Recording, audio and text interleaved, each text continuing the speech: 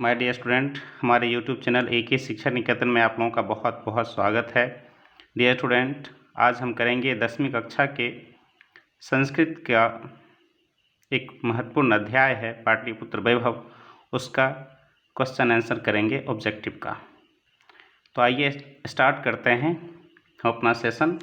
तो पहला क्वेश्चन आपको दिख रहा है कि पाटलिपुत्र वैभव यानी पटना, पाटलिपुत्र यानी पटना का इतिहास कितना पुराना है। तो माय डियर स्टूडेंट, इसका सही आंसर होगा पटना का इतिहास। बताइए आप लोग बताइए कितना होगा। 250 वर्ष पुराना या 2000 वर्ष पुराना, 1500 वर्ष पुराना या 1000 वर्ष पुराना। तो इसका आंसर होगा 250 वर्ष पुराना। ठीक है। अगला क्वेश्चन है, मध्यकाल में पाटलिपुत्र को कितने वर्ष की जीर्णता प्राप्त हुई। अर्थात बच्चों, अभी वर्तमान काल में पटना का इतिहास 250 वर्ष पुराना है, लेकिन मध्यकाल में पटना को 1000 वर्ष की जीर्णता प्राप्त हुई थी। ठीक है। तो दोनों क्वेश्चन आपने देख लिया। मध्यकाल आते आते पाटलिपुत्र को 1000 वर्ष पूरे हो गए थे और अभी वर्तमान काल आते आते इधर 1500 और बढ़ गया, तो 2500 वर्ष पुराना पटना का क्या है, इतिहास है। पाटलिपुत्र वैभव, अगला तीसरा क्वेश्चन है हमारा कि पाटलिपुत्र वैभव में किस महानगर का वर्णन है। पाटलिपुत्र वैभव पाठ में किस महानगर का वर्णन है। आरा, पाटलिपुत्र, बोधगया या राजगृह। तो क्या आंसर हो जाएगा हमारा बी नंबर आंसर होगा पाटलिपुत्र। ठीक है। फटाफट अपना रिवीजन कीजिए। अगला क्वेश्चन है, पाटलिपुत्र से किसका संबंध नहीं है। तो माय डियर स्टूडेंट, ये तो पाटलिपुत्र वैभव में जो भी दर्शनीय स्थल है उसका नाम है। तो पटना में गोलघर है, ये भी सही है। पटना में तारामंडल है, ये भी पटना से संबंध रखता है। संजय गांधी जैविक उद्यान जो चिड़ियाघर है, ये भी है। लेकिन ये डी नंबर ऑप्शन जो है हमारा जल मीनार, ये पटना में नहीं है। तो हमारा राइट आंसर क्या हो जाएगा, यही होगा जल मीनार। ठीक। पटना में गोलघर भी है, पटना में तारामंडल भी है, पटना में संजय गांधी जैविक उद्यान भी है, लेकिन पटना में क्या नहीं है, जल मीनार। यहाँ यही पूछा जा रहा था कि पटना में किसका संबंध पटना से नहीं है। अगला क्वेश्चन है, पाटलिपुत्र का संबंध नहीं है, किससे नहीं है। देखिए, सुंदर संग्रहालय पटना में है, उच्च न्यायालय भी पटना में है, सचिवालय भी पटना में है, लेकिन जिम कॉर्बेट एक भारत का प्रथम राष्ट्रीय, ठीक है, उद्यान है। ठीक है, जो कहाँ है, उत्तराखंड नैनीताल में है। ठीक। तो ये पटना से इसका संबंध नहीं है। सुंदर संग्रहालय पटना में है, उच्च न्यायालय भी पटना में है, सचिवालय भी पटना में है, जिम कॉर्बेट पटना में नहीं है, ये नैनीताल में है जो उत्तराखंड में पड़ता है। ठीक है, जो भारत का प्रथम राष्ट्रीय उद्यान भी है। नेक्स्ट क्वेश्चन है, पटना से किसका संबंध नहीं है। ठीक है, महावीर मंदिर आप जानते हो, जैसे ही पटना जंक्शन पर उतरते हो तो महावीर मंदिर दिख जाता है। पटना में मौर्यकालीन अवशेष भी है। ठीक है, पटना में गुरुद्वारा भी बहुत प्रसिद्ध है, लेकिन मानस जो है वो पटना में नहीं है। ठीक है, तो हमारा राइट आंसर क्या हो जाएगा, मानस। पटना के किस दिशा में गंगा नदी बहती है। तो ये बहुत इंपॉर्टेंट क्वेश्चन है। पटना के किस दिशा में गंगा नदी बहती है, पूर्व में, पश्चिम में, उत्तर में या दक्षिण में। तो बच्चों, इसका राइट आंसर है उत्तर में। ठीक है, पटना के उत्तर दिशा में गंगा नदी बहती है। ठीक है। अगला हमारा 8 नंबर क्वेश्चन कहता है कि पटना किस नदी के किनारे बसा हुआ है। गंडक नदी, सोन नदी, गंगा नदी या ब्रह्मपुत्र नदी। तो इसका राइट आंसर क्या है, गंगा नदी के किनारे। ठीक है। अगला, कुटनिमताख काव्य के कवि हैं। कुटनिमताख काव्य के कवि कौन हैं। ठीक है, तो इसका जो राइट आंसर होगा क्या होगा बच्चों, बताइए। कुटनिमताख के राजशेखर होंगे, दामोदर गुप्त होंगे, विशाख दत्त होंगे या पाणिनि होंगे। ठीक है, तो बच्चों इसका जो राइट आंसर है, ठीक है, दामोदर गुप्त है। क्या है, दामोदर गुप्त। तो एक बात याद रखो, यहाँ क्या लगा हुआ है, गुप्त, ठीक है। गुप्त जो है क वर्ग क ख ग घ और य, ठीक है। तो क ख ग घ, ठीक। तो कुश कुटनिम्ताक्ष क से स्टार्ट होता है और ये ग आ गया, गुप्त। तो इस तरह से आप देख लोगे, क वर्ग में गुप्त भी आ जाता है, गु भी आ जाता है और कु, ठीक है। ये दोनों क्या है, क वर्ग में आते हैं, क ख ग घ में। तो इस तरह से गुप्त याद रख लोगे, कुटनिम्ताक्ष जो है वो दामोदर गुप्त, ठीक है। आगे, दामोदर गुप्त ने पटना के बारे में क्या कहा है, बहुत ही ज़्यादा महत्वपूर्ण क्वेश्चन है बच्चों। दामोदर गुप्त ने पटना के बारे में क्या कहा है, तो पहला ऑप्शन है आपका पृथ्वी का तिलक, ठीक है। पटना को पृथ्वी का तिलक कहा है, ठीक है। पटना है विद्वानों की निवास स्थली, दूसरा कथन है विद्वानों की निवास स्थली। तीसरा है पटना महानगर स्वर्ग से भी सुंदर है, और लास्ट ऑप्शन है ऑल। तो बच्चों, उन्होंने यही कहा था कि पटना पृथ्वी का तिलक है, विद्वानों की निवास स्थली है, ठीक है, जो स्वर्ग से भी क्या है, सुंदर है। ऐसा कथन किनका था, दामोदर गुप्त का। दामोदर गुप्त ने कुटनिम्ताक्ष काव्य में क्या लिखा है कि पृथ्वी का तिलक, विद्वानों की निवास स्थली, पटना महानगर स्वर्ग से भी सुंदर है, ठीक है। तो हमारा राइट आंसर क्या हो जाएगा, ऑल, ठीक। अगला, पटना में कौन बहुत बार आए, पटना में कौन बहुत बार आए, पटना में कौन बहुत बार आए, ठीक है। तो महावीर, अकबर, दशरथ या भगवान बुद्ध।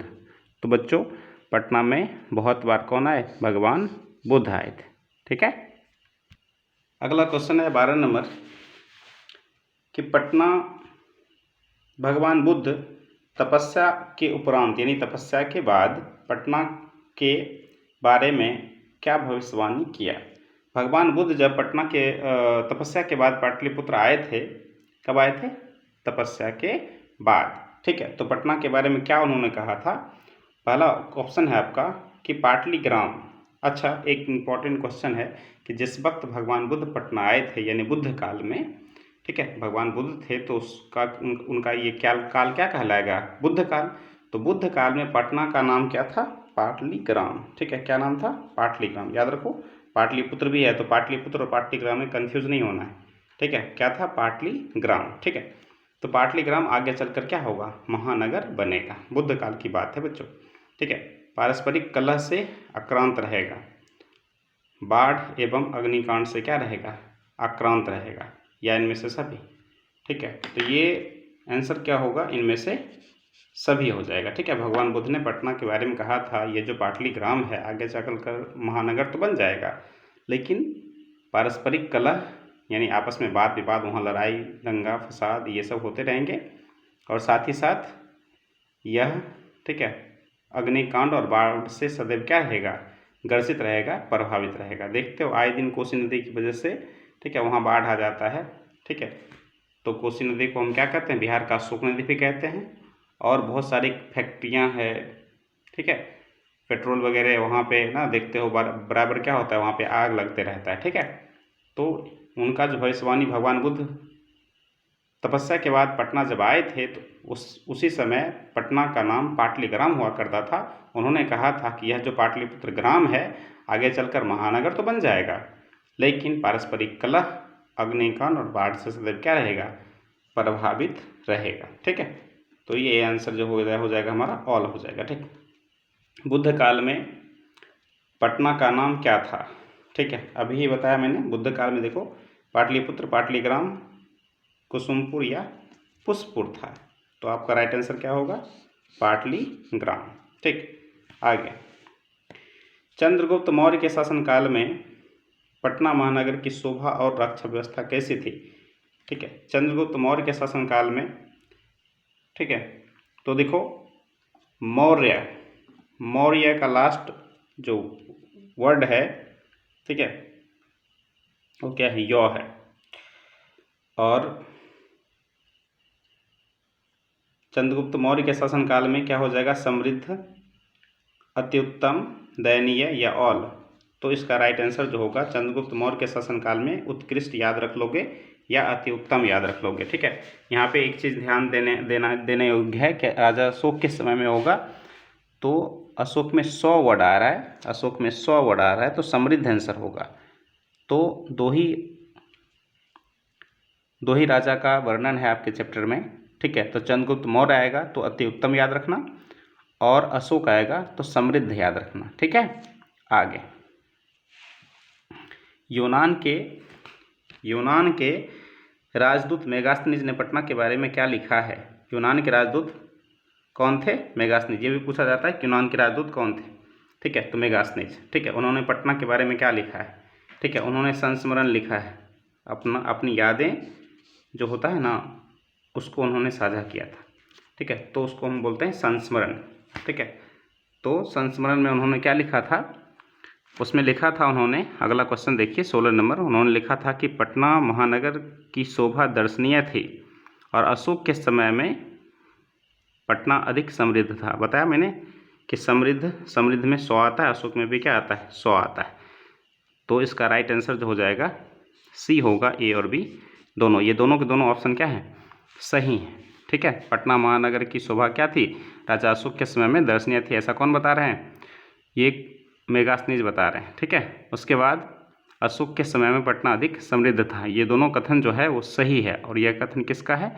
मेगास्थनीज का है। ठीक है, तो आपका राइट आंसर जो हो जाएगा 16 का, वो हो जाएगा ए और बी दोनों। ठीक है, अगला क्वेश्चन है बच्चों, काव्य मीमांसा। बहुत इंपॉर्टेंट क्वेश्चन है, VVI क्वेश्चन है आपका। तो काव्य मीमांसा के रचनाकार कौन है? कलहन, राजशेखर, विष्णु शर्मा या दामोदर गुप्त। तो इसका जो आंसर है बच्चों, ठीक है, राजशेखर है। बहुत इंपॉर्टेंट क्वेश्चन है, बहुत ही ज़्यादा देखना, ये बोर्ड एग्जाम में ऐसे ही क्वेश्चन पड़े रहेंगे। ठीक है, अगला क्वेश्चन है, अच्छा, राजशेखर ने काव्य मीमांसा में आखिर कहा क्या है? उन्होंने कहा था कि उपवर्ष, वर्ष, पाणिनि, पिंगल, वर, रुचि, पतंजलि ने, ठीक है, पटना नगर में अध्ययन करी और काफ़ी ज़्यादा प्रसिद्धि हासिल करा। ठीक है, यह कथन किसका है? तो यह कथन फिर से बच्चों राजशेखर का ही है, इन्होंने ही कहा था। और वो काव्य का नाम क्या था? काव्य मीमांसा, उसी में यह कथन कहा गया है। ठीक है, अगला क्वेश्चन है, पटना का नाम क्या रहा है? बहुत इंपॉर्टेंट क्वेश्चन है। पटना का नाम रहा है पाटलिपुत्र, पाटलिग्राम, कुसुमपुर, पुष्पुर या इनमें से सभी। तो राइट आंसर हो जाएगा इनमें से सभी। कुसुमपुर भी रहा है, पाटलिग्राम भी रहा है, पुष्पुर रहा है। बार बार मैं एक बार रिपीट कर रहा हूँ कि बुद्ध काल में पटना का नाम क्या था? पाटलिग्राम। बुद्ध काल में क्या था? पाटलिग्राम था। ठीक है, फिर आगे चलकर कुसुमपुर और पुष्पुर भी पटना का नाम हुआ था। ठीक है, तो इस तरह से आंसर जो हो जाएगा हमारा डी नंबर होगा, ऑल। ठीक, अगला क्वेश्चन है 20 नंबर कि पाटलिपुत्र किस काल में पटना नाम से विख्यात हुआ? बहुत ज़्यादा इंपॉर्टेंट क्वेश्चन है 20 नंबर क्वेश्चन कि पाटलिपुत्र किस काल में पटना के नाम से विख्यात हुआ या प्रसिद्ध हुआ? ठीक है, प्राचीन काल में, आधुनिक काल में, मध्यकाल में। ठीक है, सॉरी बच्चों, यहाँ पे आधुनिक काल 2 बार लिखा गया है ऑप्शन। ठीक है, तो यहाँ पे ऑल कर ना, नन ऑफ दीज कर लो। तो इसका राइट आंसर 20 नंबर का जो है, ठीक है, वो क्या है? मध्यकाल। पाटलिपुत्र जो है, ठीक है, वो पटना नाम से विख्यात हुआ था मध्यकाल में। मध्यकाल में पटना का नाम पटना पड़ा था। ठीक है, ये याद रखना। आगे, किस साहित्य ग्रंथ में पटना के हजारों वर्ष पुराना नाम का वर्णन है?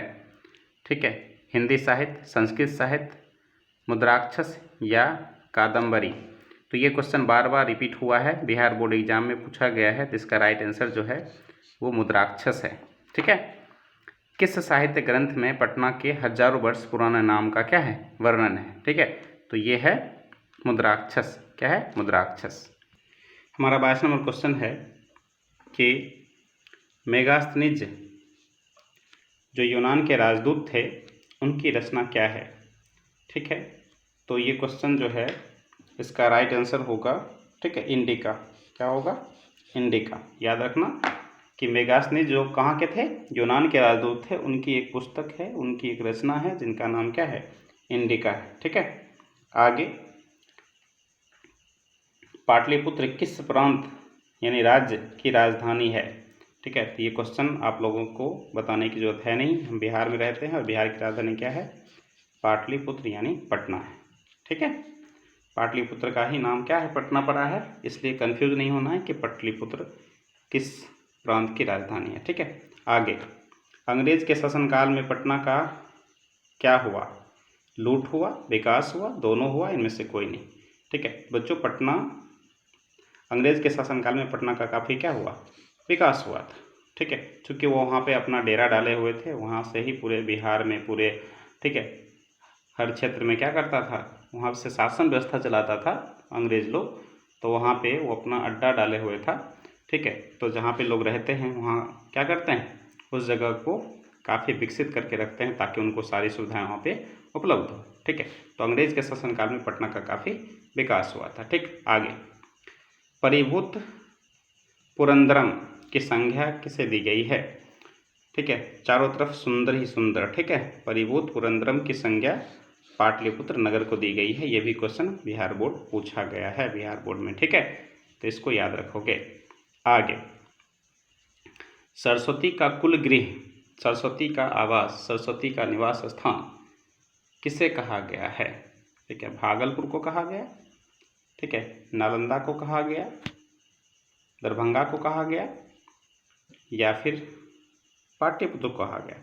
तो हमारा राइट आंसर जो है वो पटना है। ठीक है, पटना सरस्वती का कुलगृह यानी विद्या की देवी जो सरस्वती माँ हैं उनका कुलगृह कहा गया है। किसको? पाटलिपुत्र को। ठीक है, अगला क्वेश्चन है 27 नंबर क्वेश्चन कहता है कि कौमुदी महोत्सव किसके शासनकाल में मनाया जाता था? ठीक है, मुगल वंश के शासनकाल में, आंग्ल वंश के शासनकाल में, गुप्त वंश के शासनकाल में, या फिर मौर्य वंश के शासनकाल में? तो इसका राइट आंसर है बच्चों गुप्त वंश के शासनकाल में कौमुदी महोत्सव पटना में मनाया जाता था। ठीक है, बहुत ही ज़्यादा इंपॉर्टेंट क्वेश्चन है, एक एक क्वेश्चन काफ़ी ज़्यादा इंपॉर्टेंट है, इसलिए मैंने ये क्वेश्चन लिया है। बहुत सारे क्वेश्चन को मैंने पहले ही छांट दिया है, तो आप इन सारे क्वेश्चन को अच्छे से एक बार ठीक है देख लो। एक बार में ना हो कंठस्थ याद तो वीडियो को पॉज करके दोबारा देख लो। ठीक है, आगे कौमुदी महोत्सव किस ऋतु में मनाया जाता था? बहुत इंपॉर्टेंट क्वेश्चन है। कौमुदी महोत्सव बच्चों बसंत ऋतु में, वर्षा ऋतु में, शरद ऋतु में या ग्रीष्म ऋतु में मनाया जाता था? बताओ। ठीक है, तो ये जो महोत्सव था कौमुदी महोत्सव शरद ऋतु में ठीक है मनाया जाता था। ठीक है, कौमुदी महोत्सव गुप्त वंश के शासनकाल में शरद ऋतु में मनाया जाता था। आगे कौमुदी महोत्सव पर लोग किस पर्व की तरह आनंदित होते थे? ठीक है, दीपावली की तरह, दुर्गा पूजा की तरह, होली की तरह, या इनमें से कोई नहीं? तो हमारा राइट आंसर है दुर्गा पूजा की तरह। कौमुदी महोत्सव गुप्त वंश के शासनकाल में शरद ऋतु में मनाया जाने वाला एक ठीक है महोत्सव था। उस वक्त लोग ठीक उसी प्रकार आनंदित होते थे, खुश होते थे, उत्साहित होते थे, हर जगह खुशी का माहौल होता था। जिस तरह आज हम लोग दुर्गा पूजा के शुभ अवसर पर नए नए पकवान, नए नए कपड़े, ठीक है, ढेर सारी खुशियाँ जो है हम लोगों को ठीक है मिलती है, हर जगह पंडाल का निर्माण होता है, ठीक उसी तरह कौमुदी महोत्सव भी बड़े धूमधाम से मनाया जाता था। जिस तरह हम आज क्या करते हैं, दुर्गा पूजा सेलिब्रेट करते हैं। ठीक है, पटना की पालिका ठीक है देवी कौन है? पटना की पालन करने वाली देवी कौन है बच्चों? ठीक है, शीतला देवी है, काली देवी है, पटन देवी है, या गौरी देवी है? बताओ। ठीक है, पटना की पालिका देवी कौन है? तो इसका राइट आंसर है बच्चों पटन देवी। कौन है? पटन देवी। आज भी पटना में पटन देवी की पूजा होती है। यह मान्यता है, यह माना जाता है कि पटन देवी ही पूरी पटना की क्या करती है, पालन करती है, रक्षा करती है, देखभाल करती है। ठीक है, अगला क्वेश्चन है 31 नंबर कि पटना शब्द की उत्पत्ति किस शब्द से हुई है? पटना शब्द की उत्पत्ति किस शब्द से हुई है? तो पटना शब्द की उत्पत्ति ठीक है, पटना शब्द की उत्पत्ति जो है पत्तन से हुई है। किससे हुई है बच्चों? पत्तन से हुई है, ये याद रखना। अगला 32 नंबर क्वेश्चन है कि पुष्पों की पुतलिका रचना के आधार पर पटना का कौन सा नाम है? तो पाटल पुष्प से लिया गया था बच्चों, पाटल पुष्प की पुतलिका से लिया गया था, इसलिए इसका नाम जो होगा, ठीक है, पाटलिपुत्र होगा। ठीक है, आगे, किसे एशिया का सबसे बड़ा सेतु माना जाता था? महात्मा गांधी सेतु, राजेंद्र सेतु, हावड़ा सेतु, या इनमें से कोई नहीं। ठीक है, तो इसका राइट आंसर जो होगा बच्चों, ठीक है, महात्मा गांधी सेतु। फिलहाल मैं, ठीक है, पिताजी को लेकर पटना गया था, तो वहाँ पे हमने जब महात्मा गांधी सेतु पे ट्रेन जब उस पर गुजर रहा था, तो हमने देखा टाइम तो एक्यूरेट, ठीक है, बहुत फास्ट ट्रेन चल रही थी बच्चों, फिर भी 6 मिनट का टाइम लिया। ठीक है, तो हमारे पटना में महात्मा गांधी के नाम से एक सेतु बना हुआ है, जो गंगा नदी के ऊपर बना हुआ है, वह हमारे एशिया का सबसे बड़ा सेतु माना जाता है। ठीक है, सबसे बड़ा बांध माना जाता है। ठीक है, नेक्स्ट क्वेश्चन है, 34 नंबर क्वेश्चन है बच्चों। ठीक है, कि पटना में गांधी सेतु किस नदी पर बना हुआ है? तभी मैंने बताया बच्चों, पटना में गांधी सेतु जो है वह गंगा नदी के ऊपर बना हुआ है। पटना में गांधी सेतु किस नदी पर बना हुआ है? गंगा नदी पर बना हुआ है। ठीक, आगे, गुरु गोविंद सिंह का जन्म स्थान कहाँ है? ठीक है, गुरु गोविंद सिंह का जन्म स्थान पटना में है, पंजाब में है, द्वारिका में है, या फिर गुजरात में है? तो आपका राइट आंसर क्या हो जाएगा? पटना। ठीक है, आगे, गुरु गोविंद सिंह का जन्म स्थान किस नाम से प्रसिद्ध है? गुरु गोविंद सिंह का जन्म स्थान किस नाम से प्रसिद्ध है, आपका क्वेश्चन है। ऑप्शन है आपका गुरुद्वारा, नानकाना साहब, गुरु मंदिर, या इनमें से कोई नहीं। तो आपका राइट आंसर क्या हो जाएगा? ए ऑप्शन होगा। ठीक है, गुरुद्वारा। क्या होगा? गुरुद्वारा। आगे, गुरु गोविंद सिंह, अगला क्वेश्चन है आपका 38 नंबर, गुरु गोविंद सिंह किस धर्म के 10वें गुरु थे?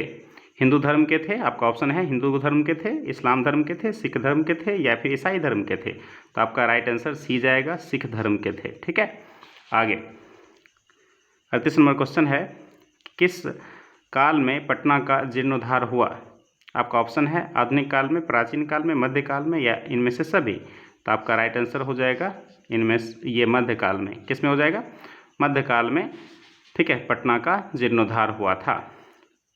गुरु गोविंद सिंह के पिता का नाम क्या है? ठीक है बच्चों, गुरु गोविंद सिंह के पिता का नाम क्या है? गुरु गोविंद सिंह आपको मालूम है सिख संप्रदाय के 10वें गुरु और अंतिम गुरु थे। ठीक है, उनके पिताजी का नाम क्या था?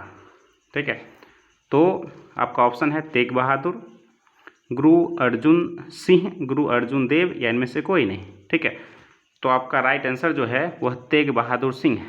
जैसा कि बच्चों आपको मालूम है कि सिख संप्रदाय में कुल 10 गुरु हुए, और अंतिम गुरु जो थे 10वें, यानी अर्थात अंतिम गुरु जो थे गुरु गोविंद सिंह थे, जिनका जन्म स्थान कहाँ है? पटना में है, और वह जगह आज गुरुद्वारा नाम से क्या है? फेमस है, प्रसिद्ध है पटना में। और इनके पिता गुरु गोविंद सिंह के पिताजी का नाम तेग बहादुर था। ठीक है, तेग बहादुर जी थे जो सिख संप्रदाय के 9वें गुरु थे, यानी कि तेग बहादुर के बाद उनके पुत्र गुरु गोविंद सिंह सिख संप्रदाय के 10वें गुरु बने थे, और 9वें गुरु, ठीक है, तेग बहादुर सिंह खुद थे। उसके बाद 10वें गुरु उनके पुत्र तेग बहादुर सिंह के पुत्र गुरु गोविंद सिंह जी बने थे। ठीक है, अगला, पटनेती शब्द का संधि विच्छेद क्या होगा? पटन जोड़ इति, पटना जोड़ इति, पटना जोड़ अति, या पटने जोड़ इति? तो इसका राइट आंसर हो जाएगा आपको बच्चों पटने जोड़ इति। ठीक है, तो बच्चों हमने आज पाटलिपुत्र वैभव का ऑब्जेक्टिव क्वेश्चंस आपको करवाया। अगले क्लास में हम आपको लेकर आएंगे संसार, ठीक है, भारतीय संस्कार का ऑब्जेक्टिव क्वेश्चंस करवाएंगे। ठीक है, उसके बाद हम एक कंप्लीट आपको क्या लेंगे, एक टेस्ट लेंगे, और देखेंगे कि आप 5 चैप्टर जो संस्कृत का करवाया जाता है उसमें ऑब्जेक्टिव में आपका कितना नंबर आता है। ठीक है, तो मिलते हैं अगले लेक्चर में, भारतीय संस्कार का ऑब्जेक्टिव क्वेश्चंस लेके आएंगे। तब तक आप इस वीडियो को रिपीट करके देख सकते हैं और अपनी तैयारी को जांच परख सकते हैं। ठीक है, मिलते हैं अगले वीडियो में, तब तक के लिए अपना ख्याल रखें, बाय।